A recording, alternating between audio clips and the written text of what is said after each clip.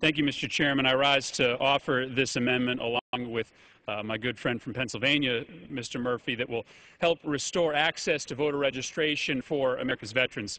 You see, Mr. Chairman, on April 25th, 2008, the Veterans Health Administration issued a directive stating the VA's clear policy to assist veterans and patients of VA facilities who seek to exercise their right to register and vote. And I believe all of us would agree here that such a policy is extraordinarily appropriate, given that these men and women served by the VA are the very people who put their lives on the line to protect that right to vote. Inexplicably, though, Mr. Chairman, on May 5th, 2008, the VA withdrew this directive and issued a contrary directive. This new instruction made a similar commitment regarding voter assistance, but it included a policy statement which prohibits nonpartisan voter registration drives on VA property. Mr. Chairman, the mission of the VA is, in its own words, to, quote, care for him who shall have borne the battle and for his widow and orphan by functioning, quote, as a single comprehensive provider of seamless service to the men and women who have served our nation, unquote.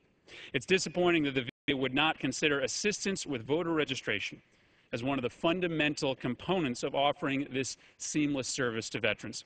Many of these soldiers who have been wounded in combat and have disabilities that make traditional voting difficult. The VA should be ready to provide these men and women with any and all assistance that they might need to make their voices heard in this democracy, whether that be delivering an absentee ballot to an amputee or filling out a ballot for a soldier who has lost his sight.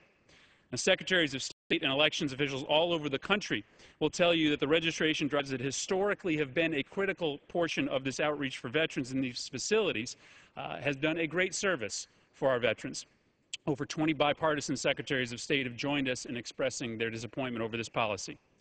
We're not here today, of course, to restrict the VA's ability to manage their facilities and the care of their patients. On the contrary, they need that ability, and nothing in this amendment would diminish it. However, we believe that it's the duty of the VA to work closely with nonpartisan veterans groups and elections officials to ensure that veterans have the ability to exercise that basic fundamental right to vote. So our amendment is simple. It would not allow the VA to use any funds appropriated through this legislation to carry out that policy directive issued in May. And while we hope that the VA still will reverse this decision on their own, with this congressional action today, we are sending a clear signal that this House believes that all veterans should have access to and the right to vote. Mr. Chairman, I would like to thank the Chairman for his assistance in putting this amendment before the House. I'd also like to thank Chairman Robert Brady and Congressman Watson for their persistence and advocacy on this issue, which has brought it to the floor today. Mr. Chairman, I urge the amendment's adoption, and I yield back the balance of my time.